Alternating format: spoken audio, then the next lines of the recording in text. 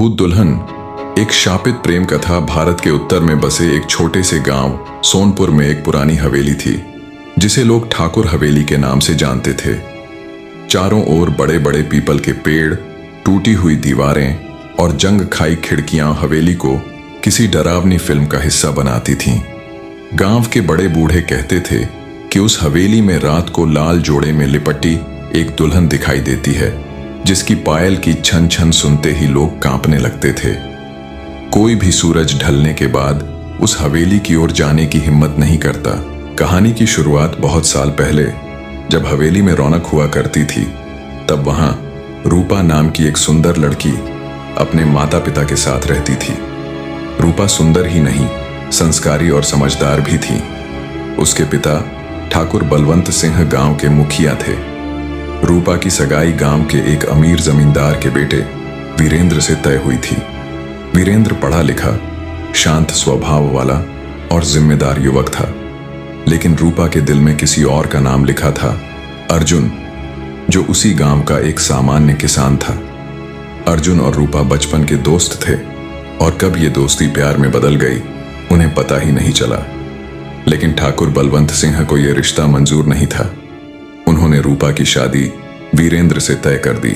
शादी की रात वो रात गांव की सबसे यादगार और सबसे डरावनी रात बन गई। ठाकुर हवेली दुल्हन की तरह सजी हुई थी। हर कोना रोशनी से चमक रहा था।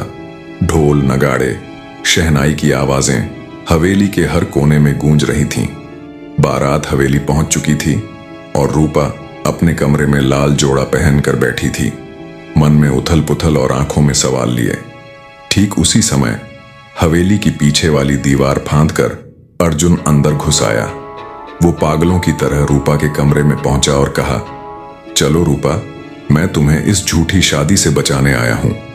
हम कहीं दूर भाग चलते हैं जहां सिर्फ हमारा प्यार होगा। रूपा ने कहा, नहीं अर्जुन, अब बहुत देर हो चुकी है। मैं अपने माँ बाप की इज्जत पर दाग नहीं लगाना चाहती।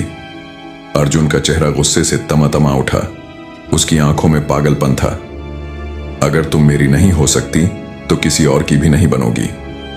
इतना कहकर उसने पास रखा साज का एक नुकीला टुकड़ा उठाया और रूपा की छाती में भोंक दिया। रूपा की चीखें शादी के शोर में दब गईं। जब बहुत देर तक दुल्हन कमरे से बाहर नहीं आई तो उसकी सहेलियां उसे बुलाने गईं। कमरा खोला गया और वहां जो देखा गया उसने सबका खून जमा दिया। रूपा जमीन पर गिरी पड़ी थी। उसका लाल जोड़ा अब खून से लाल हो चुका था। चेहरे पर डर, पीड़ा और धोखे की छाया थी। ठाकुर साहब सदमे में चले गए और उसी दिन हवेली हमेशा के लिए बंद कर दी गई। अब क्या होता है उस हवेली में? कहते हैं उस दिन के बाद से रूपा की आत्मा उस हवेली में बंध गई। वो आज भी अपने अधूरे विवाह का इंतजार करती है। रात होते ही हवेली में पायल की आवाजें आती हैं। खिड़कियों से किसी के झांकने का आभास होता है। कई लोगों ने बताया कि उन्होंने लाल जोड़े में लिपटी एक औरत को हवेली की छत पर घूमते हुए देखा। कुछ साहसी लोग जो मस्ती के लिए उस हवेली में रात बिताने गए, कभी लौटकर नहीं आए। एक बार एक युवक जिसका नाम रवि था, वह अपने दोस्तों के साथ साहसिक वीडियो बनाने के लिए हवेली में गया। उसने कहा, अगर भूत है तो मुझे दिखाओ। अगले दिन रवि गांव के कुएं के पास मरा हुआ मिला। उसके शरीर पर किसी औरत की चूड़ियों के निशान थे और उसके कानों से पायल की आवाजें सुनाई दे रही थीं।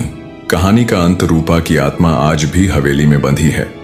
वो एक ऐसा दूल्हा खोज रही है जो उसे इस शाप से मुक्ति दिला सके, या फिर जिसके साथ वो अधूरा फेरा पूरा कर सके, चाहे वो जिंदा हो या मरा।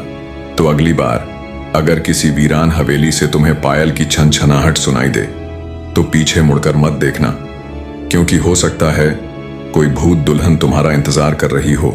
अगर आपको ये कहानी पसंद आई हो तो वीडियो को लाइक करें, शेयर करें और हमारे चैनल भरती अवानी को सब्सक्राइब करना ना भूलें।